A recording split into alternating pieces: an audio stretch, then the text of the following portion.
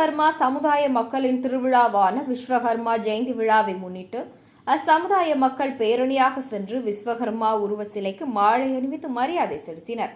விஸ்வகர்மா தேவன் பிறந்த நாளான கருதப்படும் செப்டம்பர் 17ஆம் தேதி மத்திய அரசு கடந்த ஆண்டு விஸ்வகர்மா ஜெயந்தி விழா என அதிகாரப்பூர்வமாக அறிவித்தது. இதைத் தொடர்ந்து நாடு முழுவதும் நகை உற்பத்தி தொழில், தச்சு வேலை உள்ளிட்ட தொழில்நுட்ப வேலைகளில் ஈடுபடுபவர்கள் இன்று விஸ்வகர்மா ஜெயந்தி விழாவை கொண்டாடினர். மயிலாடுதுறையில் மாவட்ட விஸ்வகர்மா நலசங்கத்தின் சார்பில் விஸ்வகர்மா ஜெயந்தி விழா கொண்டாடப்பட்டது.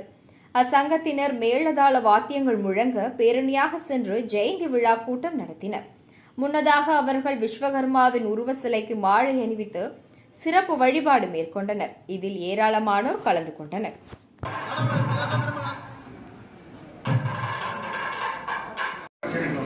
திருவாரூர் சங்கம் சிவகைகள் அனைவரையும் வருக வருக என்று வரவேற்கின்றோம். சீர்காழி தாலுகா நகரக்கிளை பொறுப்பாளர் அனைவரையும் வருக வருக என்று வரவேற்கின்றோம். தரமணி தாலுகா நகர அனைவரையும் வருக வருக என்று வரவேற்று மக்களுக்கு மகிழ்ச்சி அடைகிறோம்.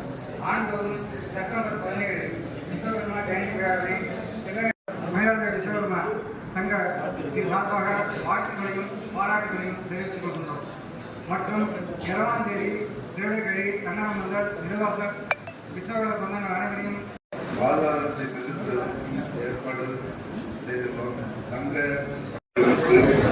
ஒருங்கிணைந்த செமினார் பெற்றுள்ளதற்கு திருவாரூரை கூட்டமைப்பு, நந்தமண்டலம், திருச்சேரி கூட்டமைப்பு